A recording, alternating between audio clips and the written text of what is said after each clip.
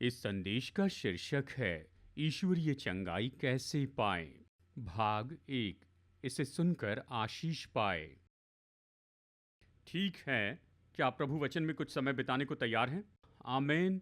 तो पिछले 2 रविवार से हम यहाँ चर्चा कर रहे थे लोगों को सलाह, प्रशिक्षण और पोषण देना। पिछले 2 रविवार से हमने यही किया, तो आज हम कुछ अलग करने वाले हैं। हम चर्चा करेंगे ईश्वरीय चंगाई कैसे पाएं।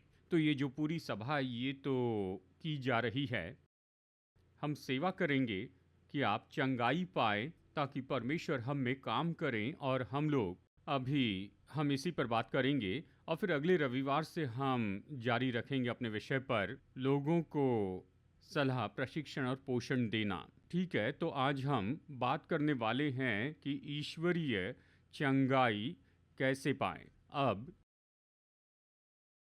परमेश्वर चाहते हम अच्छे रहें, हमारे शरीर में, हमारे मन में वो चाहते हैं हम अच्छे रहें। और सच में उसने हमें जिस तरह से बनाया है, उसने पहले से ही चंगाई के मैकेनिज्म को हमारे शरीर में रखा है। तो जब हम लोगों को चोट लगती है, यहाँ वहाँ कुछ चोट पहुँचती हैं, तो हमारा शरीर अपने आप ही ये अपने आप में चंगाई में काम करता है। तो परमेश्वर ने इसे रखा है हमारे इस शरीर में।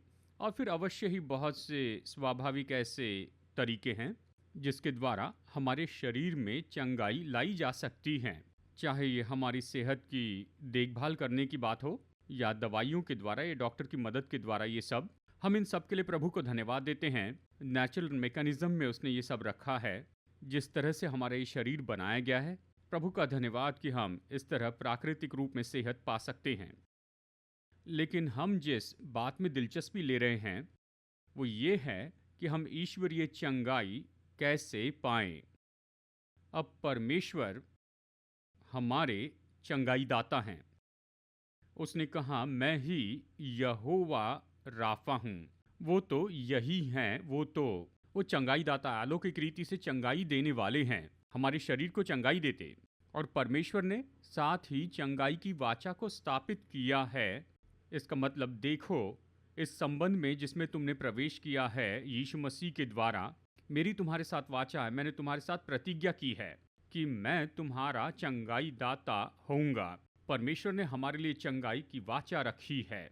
उसने हमारे लिए चंगाई का प्रयोजन भी कर दिया है यीशु के क्रूस के द्वारा। तो जब यीशु मसीह क्रूस पर मर गए, उसने हमारे रोगों और बीमारियों को सह लिया, ताकि बाइबल हमें बताती है कि उसने जो कोड़े खाए उससे हम चंगे हुए हैं। तो परमेश्वर ने हमारी चंगाई के लिए प्रयोजन कर दिया है। लेकिन सवाल यह है कि हम ईश्वरीय चंगाई को कैसे पाए, कैसे उस प्रयोजन को प्राप्त कर लें। हम इसी में दिलचस्पी लेते हैं। अब बिल्कुल शुरू में मैं जोर देना चाहता हूँ एक महत्वपूर्ण सत्य पर। तो चलिए 1 कुरिन्थियों अध्याय 12 में चलते हैं, वचन 4 से 6 में। 1 कुरिन्थियों अध्याय 12 वचन 4 से 6। आइए एक साथ पढ़ते हैं। वचन 4, वरदान तो कई प्रकार के हैं, परंतु आत्मा एक ही है, और सेवा भी कई प्रकार की हैं, परंतु प्रभु एक ही है। और प्रभावशाली कार्य कई प्रकार के हैं, परंतु परमेश्वर एक ही है, जो सब में हर प्रकार का प्रभाव उत्पन्न करता है।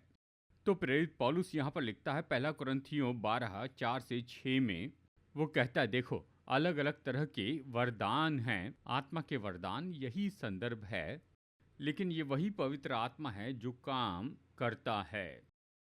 ऐसे अलग अलग सेवकाई है या सेवाएं हैं, लेकिन ये वही प्रभु है जिसकी सेवा करते हैं, और वो खुद को प्रकट करते जाते हैं उन सेवकाई के द्वारा। और फिर अलग अलग काम हैं, या काम के तरीके हैं, या सामर्थ के प्रगटीकरण हैं, अलग हैं, लेकिन ये वही परमेश्वर हैं जो काम करते हैं। उन सब अलग अलग तरीकों से परमेश्वर की सामर्थ प्रकट करते हैं। बात तो ये है कि, और अगर आप इसे संदर्भ में रखना चाहेंगे ईश्वरीय चंगाई के, जिसमें हम दिलचस्पी लेते हैं, तो ये समझना हमारे लिए ज़रूरी है कि परमेश्वर अपनी चंगाई लेकर आते हैं बहुत से अलग तरीकों से। हम ये नहीं कह सकते परमेश्वर इसी तरह से चंगाई देंगे, नहीं। बहुत से अलग अलग तरीके हैं जिनके द्वारा ईश्वरीय चंगाई हमें दी जाती है, जिसके द्वारा आप और मैं ईश्वरीय चंगाई प्राप्त कर सकते हैं। बहुत से अलग अलग तरीके हैं। पवित्र आत्मा सेवकाई करता है, खुद को प्रकट करता है अलग अलग वरदानों से जो वो लोगों को सामर्थ्य देता है। प्रभु यीशु मसीह की सेवकाई भी कई तरीके से प्रकट की गई। परमेश्वर ने अपनी सामर्थ के काम बहुत अलग अलग तरीकों से किए हैं, बहुत से अलग तरीकों से। तो चंगाई के संदर्भ में भी परमेश्वर हमें चंगाई देते हैं बहुत से अलग अलग तरीके से और जरियों के द्वारा। मैंने इसे क्रम में रखने की कोशिश की। मैं ये लिस्ट पढ़ूंगा, इन सबको लिख नहीं सकते तो चिंता मत कीजिए, ये वेबसाइट पर सरमन नोट्स में पहले से ही है। यानी कम से कम 12 तरीके हैं जिन्हें आप वचनों में देख सकते हैं कि कैसे हम परमेश्वर से चंगाई पा सकते हैं। कम से कम 12 तरीके, सभी 12 बताऊंगा। चिंता मत कीजिए, आज के संदेश में सभी 12 नहीं बताएंगे हम इनमें से कुछ को देखेंगे, लेकिन चलिए 12 को पहले देखते हैं। नंबर 1, अपने वचन और व्यक्तिगत विश्वास के द्वारा। तो हम ईश्वरीय चंगाई पा सकते हैं उसके वचन और व्यक्तिगत विश्वास के द्वारा। नंबर 2, उसके भीतर वास करने वाली आत्मा की प्रेरणा के द्वारा। नंबर 3, हम में उसके जीवन की सामर्थ के द्वारा। नंबर 4, यीशु के नाम में विश्वास की प्रार्थना स्वीकार करने के द्वारा। यानी कोई आप पर विश्वास की प्रार्थना करेगा यीशु के नाम में। नंबर 5, विश्वास में सहमति की प्रार्थना के द्वारा, यानी 2 लोग सहमत होते हैं एक साथ और इससे चंगाई मिल सकती है। नंबर 6, चंगाई के अभिषेक के द्वारा। तो पवित्र आत्मा की उपस्थिति और सामर्थ चंगाई लेकर आती है। नंबर 7, आप पर विश्वास से आज्ञा के वचन के द्वारा। यानी कोई आप पर वचन कहेगा या विश्वास से आज्ञा देगा, परमेश्वर उसका उपयोग कर सकते हैं कि आपको चंगाई दे दें। नंबर 8, विश्वास से प्रभु भोज में भागी होने के द्वारा। ये एक और तरीका है। इसलिए हर रविवार जब हम प्रभु की मेज में शामिल होते हैं, हम प्रोत्साहित करते हैं कि यही वो पल है, प्रभु पर विश्वास कर सकते हैं और इससे चंगाई पा सकते हैं। नंबर 9, छुटकारे की सेवकाई के द्वारा। यानी ऐसा समय होता है जब हम आत्माओं को आज्ञा देते हैं कमजोरी या बीमारी की आत्मा को, और छुटकारे के द्वारा चंगाई आती है। और फिर नंबर 10, आत्मा के वरदान के प्रगटीकरण के द्वारा। चंगाई के वरदान, चमत्कार के वरदान, विश्वास का वरदान, चंगाई मिल सकती है, हम चंगाई पा सकते हैं। और फिर नंबर 11, उसकी चंगाई की उपस्थिति के प्रगटीकरण के द्वारा। तो कई बार जैसे हम प्रभु की आराधना करते हैं, बस उसकी उपस्थिति, उस जगह पर चंगाई की उपस्थिति आती है और फिर वहाँ पर चंगाई होती है। नंबर 12, उसकी महिमा के महान काम के द्वारा। कई बार परमेश्वर महान रूप में काम करते हैं और अपनी महिमा को प्रकट करते जाते हैं। तो आप देख सकते हैं कि ये अलग अलग तरीके, बहुत से तरीके हैं जिससे हम चंगाई पा सकते हैं। कम से कम 12 हैं और इस सूची से भी बढ़कर और कुछ है कि अब तक आप समझ गए हैं। तो आज हम पहले 3 को देखने वाले हैं बहुत ही जल्दी से। हम पहले 3 को देखेंगे, अपने हृदय के विश्वास को प्रोत्साहित करेंगे और फिर हम कुछ समय तक आराधना करेंगे। यानी उस आराधना के समय में हम परमेश्वर की ओर देखेंगे और फिर हम चंगाई की अपेक्षा करेंगे। हम अपेक्षा करेंगे कि प्रभु अभी यहाँ चंगाई दे हमारे मध्य में। यदि आप यहाँ पर आए हैं तो अपेक्षा कीजिए, शायद कोई समस्या होगी आपके शरीर में या आपके मन में या भावनाओं में, और आप कहिए प्रभु मुझे चंगाई चाहिए, आप मुझे छू लीजिए। आज आपका दिन है। वचन सुनते हुए प्रभु से अपेक्षा करें। आराधना के समय अपेक्षा करें कि प्रभु कुछ करें। तो ठीक है ना? ठीक है, प्रभु से अपेक्षा करें कि वो हमें चंगाई दें। शायद हो सकता है हम में से कुछ लोग परेशान हैं दुष्ट आत्माओं से, दुष्ट आत्माएं हमें सताती हैं। आज अपने छुटकारे की अपेक्षा कीजिए। जैसे हम वचन सुनते हैं, जब हम प्रार्थना की सेवका में जाएंगे, अपेक्षा कीजिए कि आपको चंगाई मिले और छुटकारा पाएं। तो चलिए पहले 3 पर चर्चा करते हैं। 3 तरीके, 3 मार्ग जिससे हम परमेश्वर की ईश्वरीय चंगाई पा सकते हैं। नंबर 1, ये उसके वचन और व्यक्तिगत विश्वास के द्वारा है।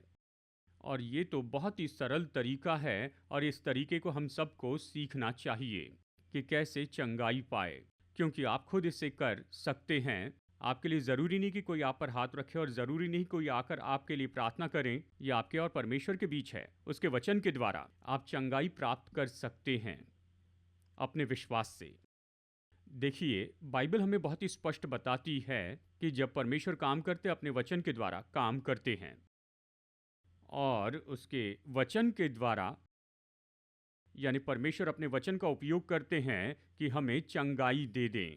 भजन संहिता 107 वचन 20 बहुत ही विख्यात वचन है। बाइबल कहती है, वो अपने वचन के द्वारा, एक अनुवाद कहता है, वो अपना वचन भेजकर उनको चंगा करता है। और जिस गड्ढे में वे पड़े हैं उससे निकालता है। कल्पना कर सकते हैं, लोग परमेश्वर को पुकारते हैं, ओ परमेश्वर मेरी मदद कीजिए, नीचे आइए, ओ प्रभु स्वर्गदूत भेजिए, ओ प्रभु कुछ कीजिए। और परमेश्वर कहते हैं मैं तुम्हारे लिए अपना वचन भेजूंगा। वो अपना वचन भेजते हैं और उन्हें चंगाई देते हैं और उन्हें छुटकारा देते हैं। इसलिए चंगाई और छुटकारा हमारे पास आता है उसके वचन के द्वारा, उसके वचन के द्वारा। तो हमें सीखना होगा कैसे उसके वचन को प्राप्त करें ताकि हम चंगाई और छुटकारे का अनुभव कर सके। तो ये पहला मार्ग है, उसके वचन और हमारे व्यक्तिगत विश्वास के द्वारा। नीति वचन 4 वचन 20 से 22 में ये परिचित वचन भाग है। परमेश्वर ने कहा, हे मेरे पुत्र, मेरे वचन ध्यान धर के सुन और अपना कान मेरी बातों पर लगा। इनको अपनी आंखों से ओट न होने दे, वरन अपने मन में धारण कर, यानी अपने हृदय में, क्योंकि जिनको ये प्राप्त होती हैं वे उनके जीवित रहने का और उनके सारे शरीर के चंगे रहने का कारण होती है। तो परमेश्वर का वचन ही चंगाई है हमारे पूरे शरीर के लिए। चलिए एक साथ कहते हैं, परमेश्वर का वचन चंगाई है मेरे पूरे शरीर के लिए। परमेश्वर कहते, देखो मेरा वचन ही सेहत है तुम्हारे पूरे शरीर के लिए। और हम इस बात को समझते हैं कि परमेश्वर की सामर्थ तो उसके वचनों में बनी है। इब्रानियों 4:12, क्योंकि परमेश्वर का वचन जीवित और सामर्थ से भरा हुआ है। परमेश्वर का वचन सामर्थ से भरा है, उसकी चंगाई की सामर्थ उसके वचन में है। तो हमें जानना होगा कि कैसे उस वचन के साथ में जुड़ जाएं, कि उसकी चंगाई की सामर्थ पाए, उसके छुटकारे की सामर्थ पाए। परमेश्वर की चंगाई, परमेश्वर का छुटकारा, चंगाई की सामर्थ, छुटकारे की सामर्थ ये वचन में है। और हमें जानना है कि उसमें कैसे जुड़ें और प्राप्त करें उसकी चंगाई, उसका छुटकारा, हमारे लिए उसका छुटकारा। क्या आप समझ रहे हैं? और इसी तरह हम यीशु की सेवकाई में देखते हैं, जब उसने सेवा की, उसने समय लिया कि प्रचार करे और शिक्षा दे और चंगाई दे। वो बस ऐसे ही लोगों को चंगाई देते नहीं फिरे, वो प्रचार करते, शिक्षा देते और चंगाई देते फिरे। तो लोग उसके पास आए, उससे वचन सुनने के लिए आए और फिर उन्होंने चंगाई पाई थी। यहाँ तक कि जब प्रेरित गए, बाइबल कहती है कि वे गए और उन्होंने हर जगह पर परमेश्वर का वचन प्रचार किया और परमेश्वर ने वचन साबित किया। ठीक है, उन्होंने वचन का प्रचार किया और परमेश्वर ने उसे साबित किया। तो वचन का प्रचार करना इतना महत्वपूर्ण है, क्योंकि जब हम वचन सुनते हैं तो विश्वास से उस वचन में जुड़ सकते हैं और चंगाई पा सकते हैं। लेकिन सबसे महत्वपूर्ण बात यह है, इब्रानियों अध्याय 4 वचन 2। इब्रानियों का लेखक कहता है, वो कहता है, क्योंकि हमें सुसमाचार सुनाया गया है, हमें उन्हीं की तरह सुसमाचार सुनाया गया, पर सुने हुए वचन से उन्हें कुछ लाभ न हुआ। क्यों? ये क्या कहता है? क्योंकि सुनने वालों के मन में विश्वास के साथ नहीं बैठा। इसके बारे में सोचिए, परमेश्वर का वचन इतना सामर्थ्य है, इसमें इतनी सामर्थ है कि ये चंगाई दे, छुटकारा दे, पर वचन के प्रचार से लोगों को लाभ नहीं हुआ क्योंकि उन्होंने उसके साथ विश्वास नहीं मिलाया। पर यह हमें कुछ बताता है कि हमें वचन के साथ विश्वास मिलाना है, प्रभु की प्रतिज्ञाओं के साथ। इसलिए हम लोगों को प्रोत्साहित करते हैं कि चंगाई के वचन लीजिए, इस पर मनन कीजिए, इन्हें पढ़िए, इन पर मनन कीजिए, आपके हृदय में विश्वास उमड़ते जाए, उसके साथ विश्वास जोड़िए। क्योंकि जब वचन के साथ विश्वास मिलाया जाता है तो उसकी चंगाई की सामर्थ खोली जाती है हमारे लिए। ठीक है, तो वचन लीजिए, इसमें विश्वास जोड़िए और आप वो चंगाई पा सकते हैं और छुटकारा जो आपको चाहिए परमेश्वर के वचन से। क्या आप समझ रहे हैं?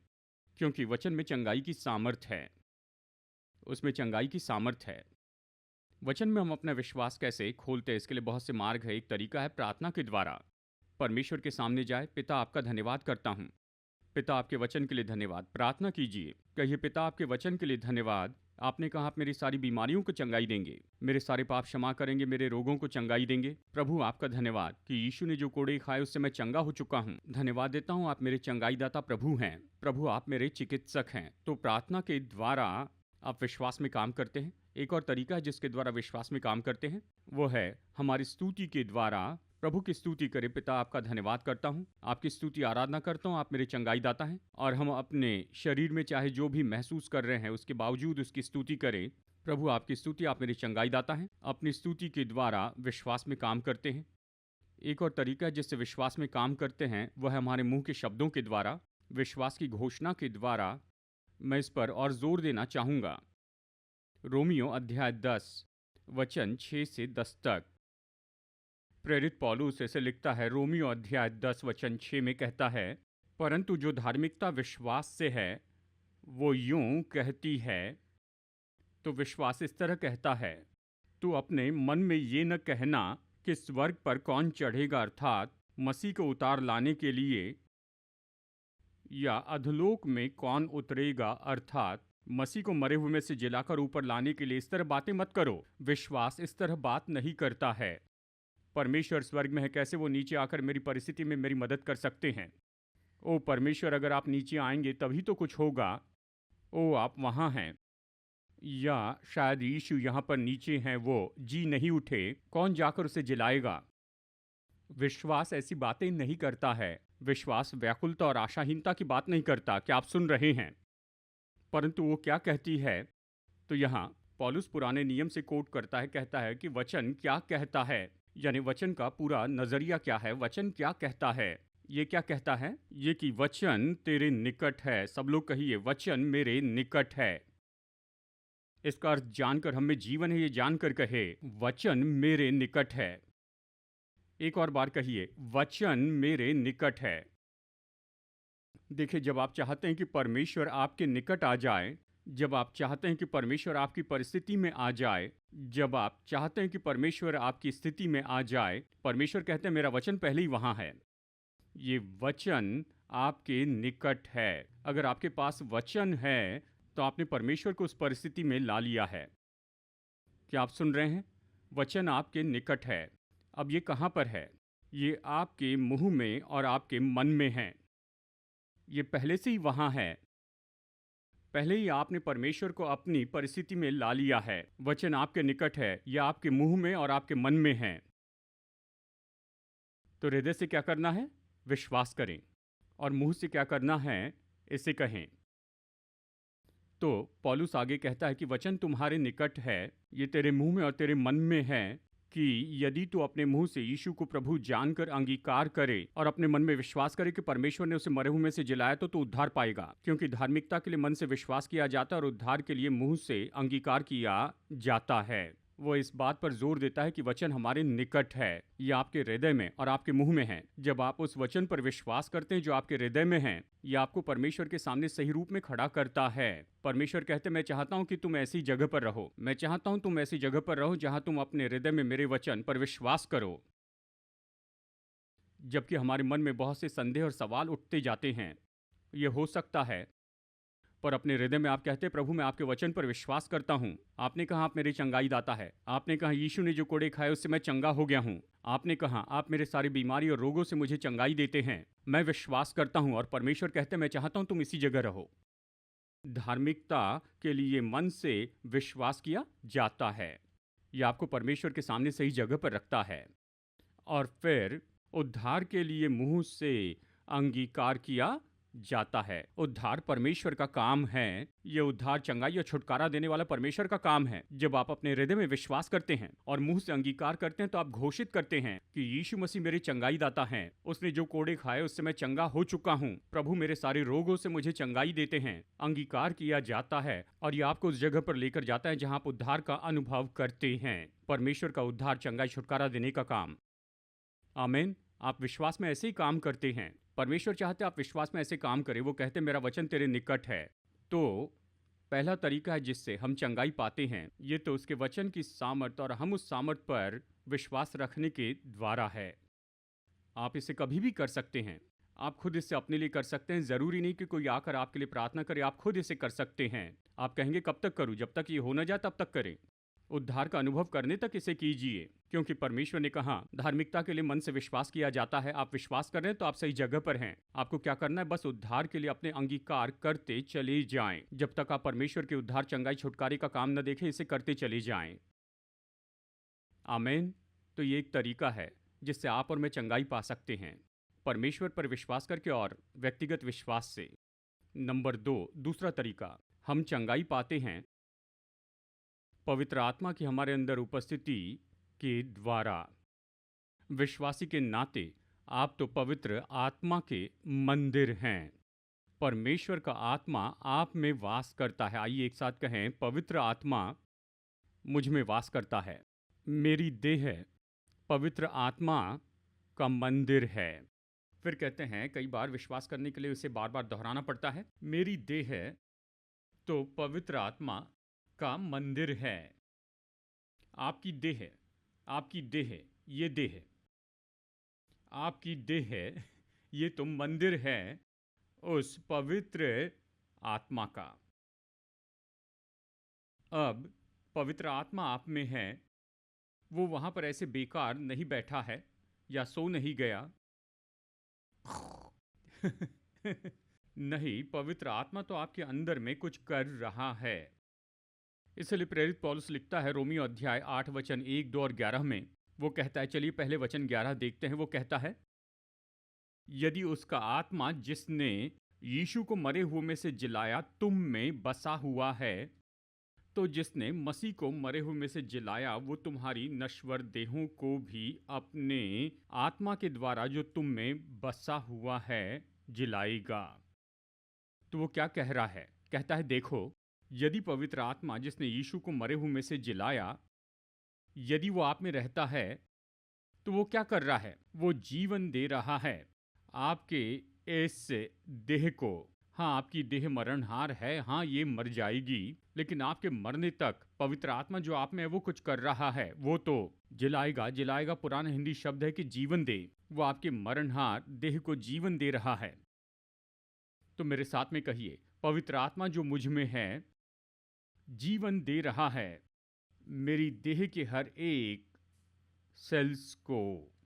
एक और बार कहते, आपको अच्छा लगेगा। पवित्र आत्मा जो मुझ में है ये जीवन दे रहा है हर एक सेल को जो मेरी देह में है। बाइबल यही तो कहती है। अब यदि आप रोमियो 8 वचन 2 में देखते हैं, प्रेरित पौलुस कहता है, क्योंकि जीवन की आत्मा की व्यवस्था ने मसीह यीशु में मुझे पाप और मृत्यु की व्यवस्था से स्वतंत्र कर दिया। यानी अंदर वास करने वाला, जीवन देने वाला पवित्र आत्मा, उसने आपको स्वतंत्र किया है नियंत्रण करने वाली उस व्यवस्था से जो कि पाप और मृत्यु की थी। अब बीमारी यानी हमारे शरीर में मृत्यु का काम करना है, क्योंकि बीमारी मृत्यु की ओर लेकर जा सकती है। लेकिन जीवन देने वाला आत्मा आप में क्या करता है? वो आपको स्वतंत्र करता है आपके शरीर में जो मृत्यु का नियंत्रण है उससे। तो आप कहते हैं, पवित्र आत्मा जो मुझ में है वो मेरे शरीर के हर एक सेल को जीवन दे रहा है। क्या आप सुन रहे हैं?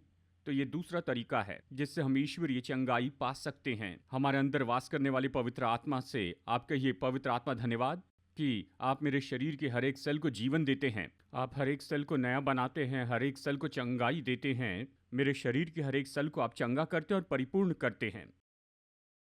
क्या वो आप में वास करते हैं? आमीन। अब पहला कुरिन्थियों अध्याय 6 में प्रेरित पौलुस यहाँ फिर एक बार जोर देकर कहता है कि हमारी देह पवित्र आत्मा का मंदिर है। अब इस अध्याय में वो एक विचार पर जोर देता है। वो इस बात पर जोर देता है कि तुम्हारी देह पवित्र आत्मा का मंदिर है, इसलिए अपनी देह से पाप नहीं करना। इस पर जोर दिया है, मैं इसे समझता हूँ, ठीक है, लेकिन मैं चाहता हूँ कि इस विचार को और भी आगे देखें, ठीक है।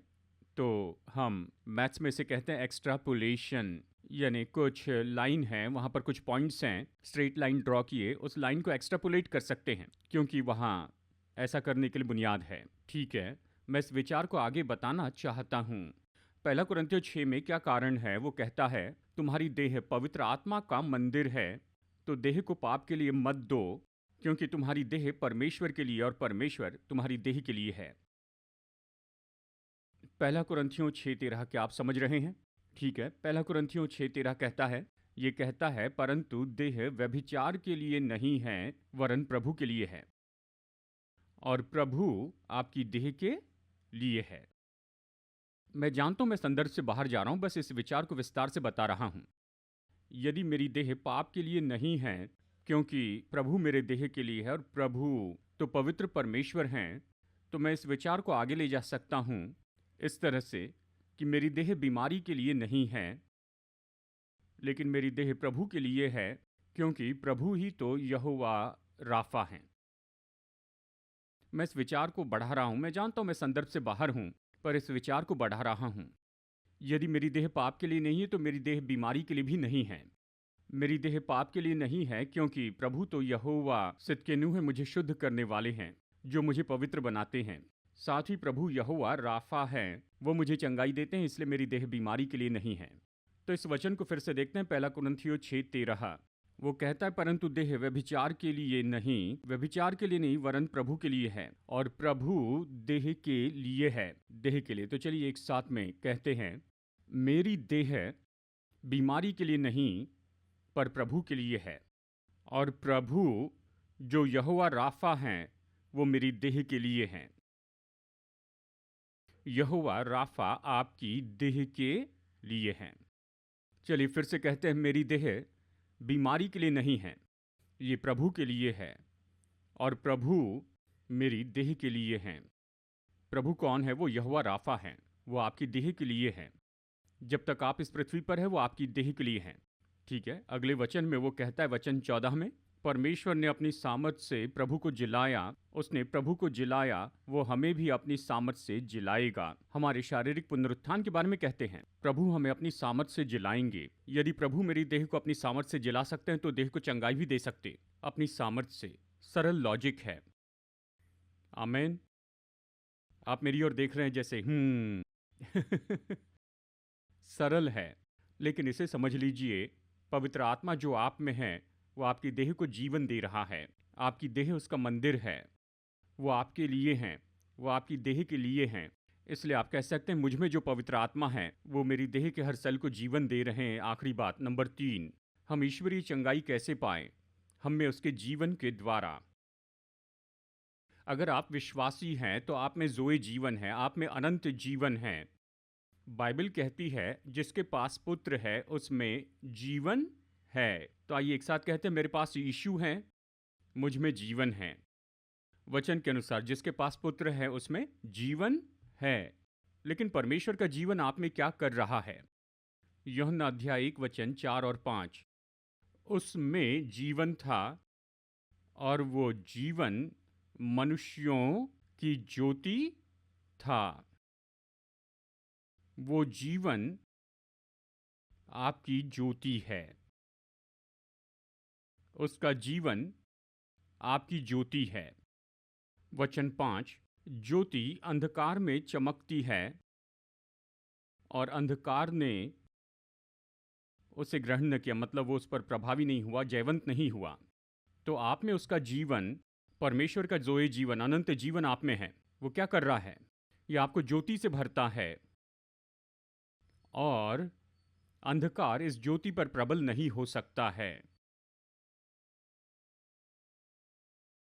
इसका मतलब ये ज्योति अंधकार दूर करती है और अंधकार के हर कामों को आपके जीवन से निकाल देती है। क्या आप समझ रहे हैं?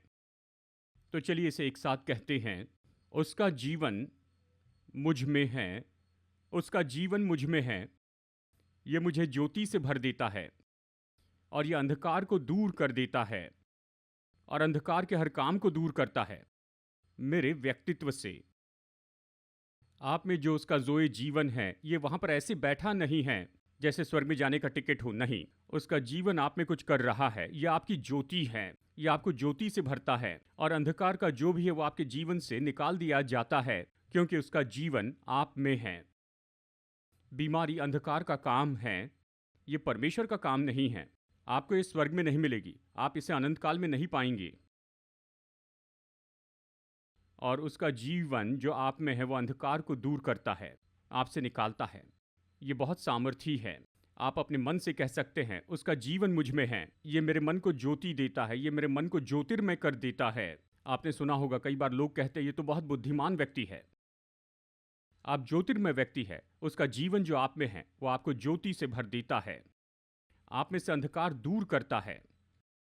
अब मैं चाहता हूं ये वचन देखें, अंतिम वचन है, इसके बाद प्रार्थना करेंगे। प्रेरित पौलुस इस बात के बारे में जानता था कि उसमें जो परमेश्वर का जीवन है वो उसकी देह के साथ में क्या करता है। 2 कुरिन्थियों अध्याय 4 में वचन 10 और 11 में प्रेरित पौलुस ने इस तरह लिखा, उसने कहा, हम यीशु की मृत्यु को अपनी देह में हर समय लिए फिरते हैं कि यीशु का जीवन भी हमारी देह में प्रकट हो, इस तरह कहता है। देखिए वचन 11, क्योंकि हम जीते जी सर्वदा यीशु के कारण मृत्यु के हाथ में सौंपे जाते हैं कि यीशु का जीवन भी हमारे मरणहार शरीर में प्रकट हो, ये कहता है। वो यही बात दोनों वचनों में कहता है, वचन 10 और वचन 11 में। और आप इसका संदर्भ देखिए, बुनियादी रीति से ये यही बता रहा है कि उन्होंने कितना सताव सहा था, उन्हें हर तरफ से सताया गया था। आप कल्पना कर सकते हैं, पौलुस और उसके टीम के लोग शहर से शहर में गए, आपको पता नहीं कई बार उन्हें पीटा गया, पत्थरवाह किया गया और वो जख्मी हुए थे। और उन दिनों में हमारी जैसी सुविधा उनके पास नहीं थी। हम कार से जाते हैं, फ्लाइट से जाते हैं और हम कहते हैं कि मैं तो मिशन पर जा रहा हूँ। उन दिनों में मिशन पर जाना था तो आपको पैदल चलना पड़ता या फिर पशु द्वारा चलाई गाड़ी पर जाना पड़ता। उन दिनों में टार रोड नहीं थे, पथरीला रास्ता था, ये तो मुश्किल था। पौलुस यही तो कह रहा है। वो कह रहा है, उनके शरीर तो बहुत से घाव सहते थे, हर तरफ से उन्हें मारा जाता था, यानी जहां भी वो जाते बिल्कुल मरने की दशा में थे। जबकि ये सब शारीरिक रूप में हो रहा है, तो और भी कुछ है जो पौलुस बता रहा है। वो इन दोनों वचनों में बताता है कि यीशु का जीवन हमारे शरीर में प्रकट होता है। अब इसके बारे में सोचिए। ये जीवन ग्रीक में देखिए, ये जोए है, अनंत जीवन, यीशु का जोए जीवन, वही मेरे मरणहार शरीर को छूता है। तो वो क्या कह रहा है? कहता है, एक तरफ तो मुझे पीटा जा रहा है, मैं अपने जख्म दिखा सकता हूँ, मेरे पास ये दर्द की बातें हैं, ये सब मेरे शरीर में बड़ी मुश्किलें ला रही हैं, लेकिन मैं चाहता हूँ तुम जान लो कि यीशु का जीवन मेरी देह को छू रहा है। ये मेरी देह को शक्ति देता है, मेरी देह को ऊर्जा देता है, ताकि मैं आगे बढ़ते चला जाऊं। इसका मतलब मेरे अंदर परमेश्वर का अनंत जीवन वहां पर निष्क्रिय बैठा नहीं है, ये मेरी देह को छू रहा है। मैं चाहता हूं कि इस बात पर जोर दें और आप इसे समझ लें। आप में परमेश्वर का जोए जीवन आपकी देह पर प्रभाव डालता है। विश्वास करते हैं? पौलुस ने कहा है, ये तीसरा कारण है कि क्यों हम चंगाई की अपेक्षा कर सकते हैं, कि परमेश्वर का जीवन, यीशु का जीवन मेरी देह को छू लेता है। अनंत जीवन, परमेश्वर का जोए जीवन जो मुझ में है, ये मेरी शारीरिक देह को छू रही है। हाँ, मैं तो ऐसे ऐसे वातावरण में हूँ जहाँ पर मेरा शरीर मर जाएगा, मेरा बाहरी मनुष्यत्व तो नाश हो जाएगा, लेकिन परमेश्वर का जीवन जो मुझे शक्ति देता है, ये मुझे नया बनाता है, मेरी देह को बल देता है, आगे बढ़ने में मेरी मदद करता है, और मेरे अंदर उसका जीवन मुझ में से अंधकार को निकालता है। आमीन। 3 कारण हैं, बाकी जो हैं अगले हफ्ते के रविवार को देखेंगे, लेकिन 3 कारण। नंबर 1, हम परमेश्वर से चंगाई कैसे पाए? उसके वचन और उसके वचन पर विश्वास करने के द्वारा। नंबर 2, आप में वास करने वाले पवित्र आत्मा के द्वारा वो आपके शरीर के हर सेल को जीवन देते हैं। जब डॉक्टर्स आपसे कहते हैं, डॉक्टर्स के लिए प्रभु का धन्यवाद, डॉक्टर को अपना काम करना पड़ता है, वो सारे टेस्ट करके कहते हैं आपके शरीर के ये सारे सेल्स प्रभावित हुए हैं, पवित्र आत्मा इन सेल्स को जीवन दीजिए, इन सेल्स को जीवन दीजिए। क्या आपको लगता है पवित्र आत्मा अपनी सामर्थ से आपके शरीर के उन सेल्स को चंगाई दे सकता है? चाहे ये आपका खून हो या कोई और अंग हो या शरीर में कोई और जगह हो, हड्डी हो, बोन मैरो हो, जो भी हो, डॉक्टर कहेंगे देखो ये सब कुछ हो रहा है, ठीक है, अच्छा है, वो अपना काम कर रहे हैं, लेकिन आप कहिए प्रभु पवित्र आत्मा इन सेल्स को जीवित कीजिए, इन सेल्स को जीवन दीजिए, इन्हें जीवित कीजिए, जिस तरह काम करना चाहिए वैसे ये काम करें, इन सेल्स को चंगाई दीजिए। आमीन। तीसरी बात, आप में उसका जोए जीवन आपकी देह में प्रकट होता है। प्रभु ये जीवन मेरी देह में प्रकट हो जाए, मेरी देह के हर सेल को छू लीजिए। आइए हम सब खड़े हो जाएं। आज सुबह हम प्रार्थना करेंगे, हम अपेक्षा के साथ में आ रहे हैं। परमेश्वर का वचन सत्य है।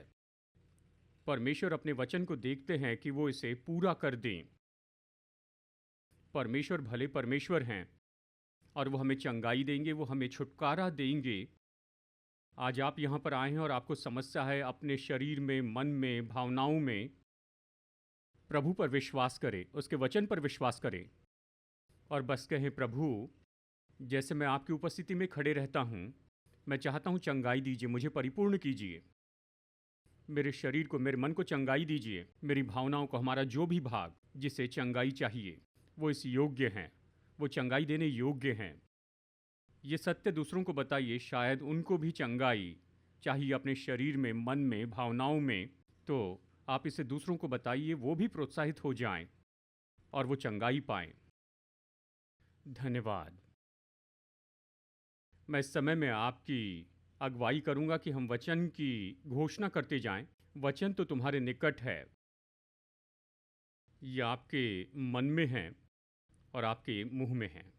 वचन आपके निकट है, ये आपके हृदय में है, इस पर विश्वास शुरू कीजिए। ये आपके मुंह में है कि इसे घोषित करें। धार्मिकता के लिए मन से विश्वास किया जाता है और मुंह से उद्धार के लिए अंगीकार किया जाता है। जैसे कि हम इस समय में आ रहे हैं, कुछ मिनट में, यानी अपने हृदय में विश्वास कर रहे हैं और अपने मुंह से घोषणा कर रहे हैं। मैं चाहता हूं प्रभु से अपेक्षा कीजिए कि प्रभु आपको छुए, आपको चंगाई दे और परमेश्वर आपको परिपूर्ण करें। अपेक्षा करें कि परमेश्वर आपके शरीर में चमत्कार करें, आपके मन में भी अपेक्षा कीजिए कि चंगाई हो जाए।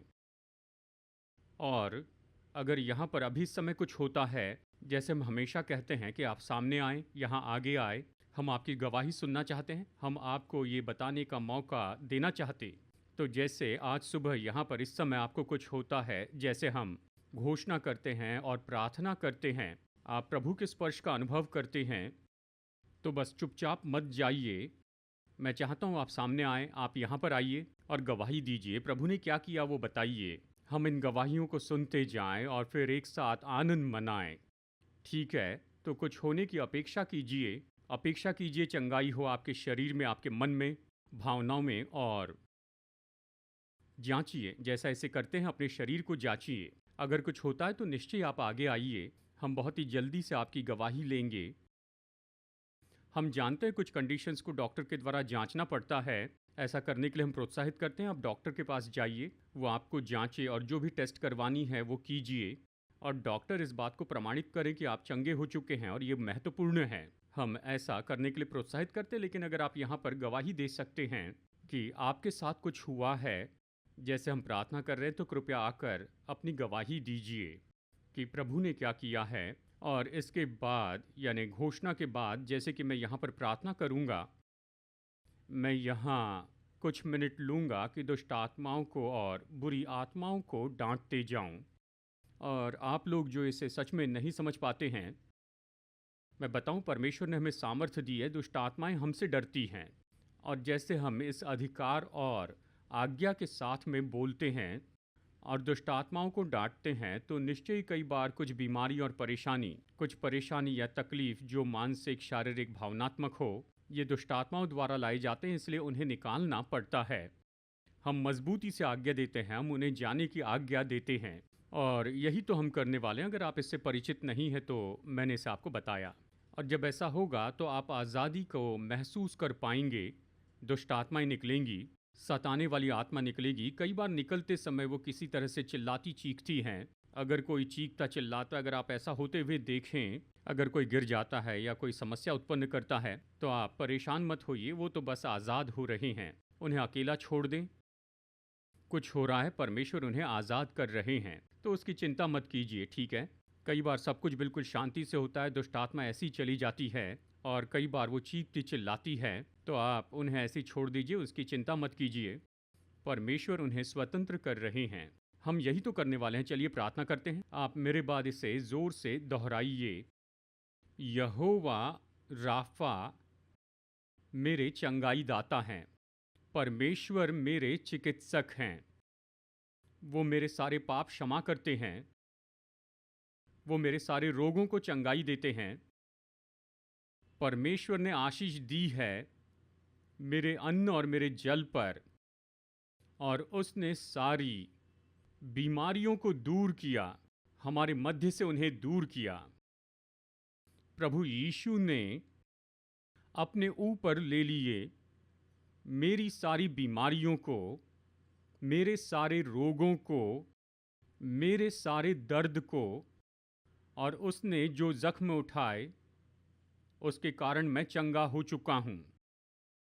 मेरे सिर से लेकर मेरे पैर के तलवे तक उसने जो कोड़े खाए उससे मैं चंगा हो चुका हूँ। मेरे अंदर जो पवित्र आत्मा है मुझे जीवन देता है। मेरे शरीर की हर एक सेल को, मुझ में जो उसका जीवन है वो मुझे उसकी ज्योति से भरता है और अंधकार को दूर करता है, मुझ में से दूर करता। मुझ में उसका जीवन प्रकट होता है।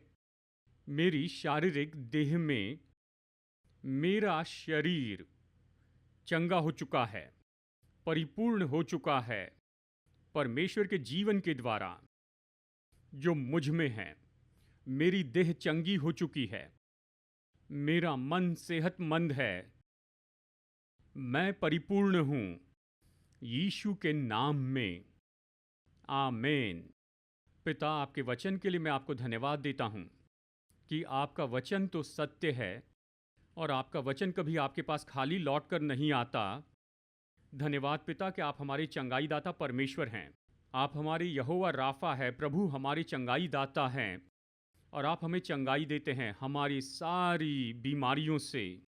आप हमें चंगाई देते हैं हमारी सारी बीमारियों और सारे कमज़ोरियों से। और अभी इस समय परमेश्वर की चंगाई की सामर्थ लोगों को छू ले। किडनीज, जो किडनीज सही काम नहीं कर रही, वो चंगी हो जाए, ये चंगी हो जाए प्रभु यीशु के नाम में। अपनी चंगाई ले ले। मैं अंगों से कहता हूँ, आज्ञा देता हूँ कि अपनी चंगाई ले ले, चंगे हो जाए प्रभु यीशु मसीह के नाम में। मैं आज्ञा देता हूँ पुरानी बीमारियों को, ऐसी बीमारियां जो काफ़ी समय से, कई साल से है, यहाँ तक कि कई पीढ़ियों से रही है, प्रभु यीशु मसीह के नाम में मैं कमज़ोरी की हर एक आत्मा के ऊपर अधिकार लेता हूँ, निकलने की आज्ञा देता हूँ प्रभु यीशु मसीह के नाम में। शैतान, तेरा इस जगह पर कोई भी अधिकार नहीं है, तेरा इन लोगों के ऊपर में कोई भी अधिकार नहीं है। यीशु मसीह के नाम में मैं हर एक कमज़ोरी की आत्मा को आज्ञा देता हूँ। मैं आज्ञा देता हूँ हर एक दुष्ट आत्मा को जो लोगों को परेशान करती, इनके मन में परेशानी लाती, हर एक सताने वाली, यातना देने वाली आत्मा, मैं तुम्हारे विरुद्ध में आता हूँ। हर एक आत्मा जो लोगों के मन में इन्हें परेशान करती है, मैं यीशु के नाम में तुम्हें आज्ञा देता हूँ कि निकल जाए। कमज़ोरी की हर एक आत्मा, मैं तुम्हें आज्ञा देता हूँ कि निकल जाए यीशु के नाम में। मैं कमज़ोरी की आत्मा को आज्ञा देता हूँ कि चली जाए प्रभु यीशु के नाम में। भयानक दर्द जो कि इन आत्माओं के द्वारा होता है, मैं आज्ञा देता हूँ ये दुष्ट आत्माएं निकल जाए और दर्द गायब हो जाए हमारे प्रभु यीशु मसीह के नाम में। ऐसी आत्माएं जो अंगों से जुड़ी है, जिसके कारण अंग काम नहीं कर रहे हैं, मैं आज्ञा देता हूं कि निकल जाए, और आज्ञा देता हूं कि ये शरीर फिर से परिपूर्ण हो जाए और सभी अंग अच्छे से काम करने लग जाए प्रभु यीशु के नाम में। धन्यवाद देता हूं प्रभु कि आपने ब्लड कंडीशन से चंगाई दी, इन्हें परिपूर्ण कीजिए यीशु मसीह के नाम में, इन्हें परिपूर्ण कीजिए यीशु मसीह के नाम में। कमज़ोरी की आत्मा जो खून पर प्रभाव डालते, मैं आज्ञा देता हूं कि निकल जाए यीशु के नाम में, और इनका खून बिल्कुल अच्छा हो जाए प्रभु यीशु के नाम में। पिता, हम आपको धन्यवाद देते हैं, परमेश्वर आपको धन्यवाद देते हैं कि आप सबसे बुरी दशा में भी चंगाई देने वाले हैं। सबसे बुरी दशाएं फिर जाए प्रभु यीशु के नाम में। डॉक्टर ने जिसे असंभव घोषित किया है वो चंगे हो जाएं प्रभु यीशु मसीह के नाम में, परिपूर्ण हो जाए और जीवन पाए प्रभु यीशु के नाम में। परमेश्वर आपका धन्यवाद, आपको धन्य कहते हैं, आपका आदर करते, अपने हाथ उठाकर प्रभु की स्तुति कीजिए। अभी उसे धन्यवाद दे, उसे धन्यवाद दे। प्रभु, हम आपको धन्यवाद देते हैं, आपकी स्तुति करते हैं।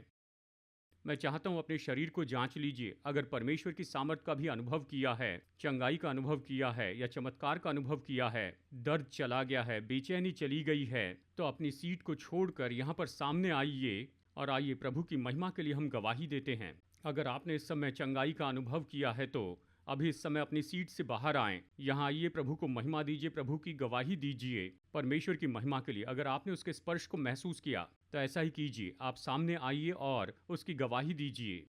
पिता, हम आपको धन्यवाद देते हैं, हम आपकी स्तुति करते हैं पिता, हमारे शरीर की चंगाई के लिए, हमारे मन की चंगाई के लिए आप हमें परिपूर्ण कीजिए। हम आपको धन्यवाद देते हैं, हम आपको स्तुति देते हैं, धन्यवाद करते हैं प्रभु यीशु। आज सभा खत्म करने के पहले मैं आपको एक न्योता देना चाहता हूँ। यदि यहाँ ऐसा कोई है जिसने प्रभु यीशु को अपना उद्धारकर्ता स्वीकार नहीं किया है, मैं न्योता देना चाहता हूँ कि आप यीशु को स्वीकार कीजिए अपने जीवन में। बाइबल कहती है कि जितनों ने उसे ग्रहण किया, यीशु को स्वीकार किया, उसने उन्हें परमेश्वर के पुत्र होने का अधिकार दिया है।